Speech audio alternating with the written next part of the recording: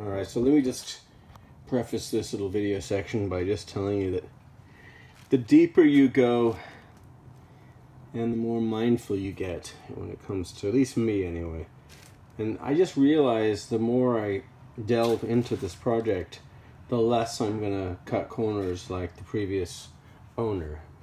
Now, just to give you an example, the frame itself is in super great condition. It was a California Airstream, so there was very little rain, and the whole subframe of it is super nice. There's no, you know, there's no rust.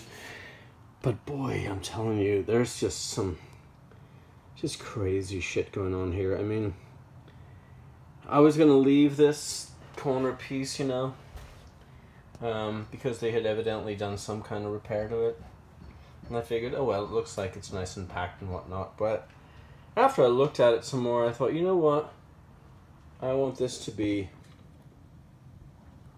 a perfectly done project. And so I was just like, the deeper I get, the more disconcerting it gets, but the more detail oriented I have to be. So this is kind of what I've got to deal with when I dig in deep underneath this previous owner's mess here. I'll give you an example. Look at this. Just it's the way it was done. It's just such bullshit.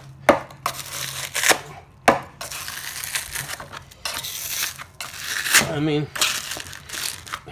you know what? And it was left like that to where underneath it was just disgusting, you know. So that's kind of how the previous owner liked to just put shit on top of shit. And this is me, you know, and I haven't even cleaned this area yet.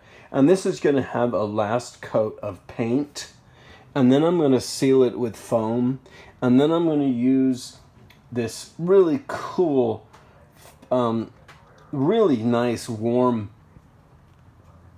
It's got a Pink Panther label on it. I researched it. It's rodent repellent, and it's got a bunch of really cool you know, pluses to it, and that's the reason why I'm going to use that. And I'll fill you in on the details of that when it gets done.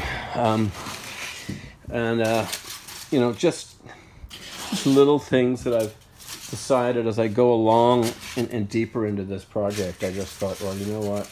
I just want this to be just stellar, even stuff people can't see. Not just because I'm making a video, but because I want people to know that, you know, this is how it's done, you know, and when I'm finished with this section, I'm going to be really proud, and I'm also going to know that the insulation back here, under here, is top of the line, and that this floor is solid. I don't know if you can see that, but around these screws to reinforce the seam, I mean, gosh, no disrespect to the Airstream design, but there's some questionability to that as well. I mean, I got to be honest with you.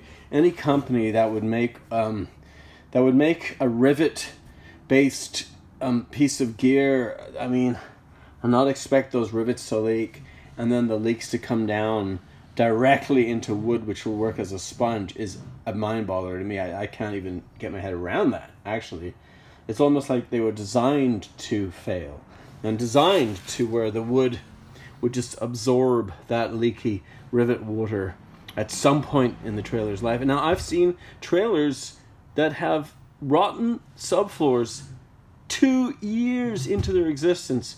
Apparently now they're using the apparently I found that after I got this is what I'm using. I'm not using any wood from this point on. You're going to be able to take a hose and just drench the entire inside of this Airstream, aside from, of course, the electrical getting screwed up. But any structural stuff, not a problem.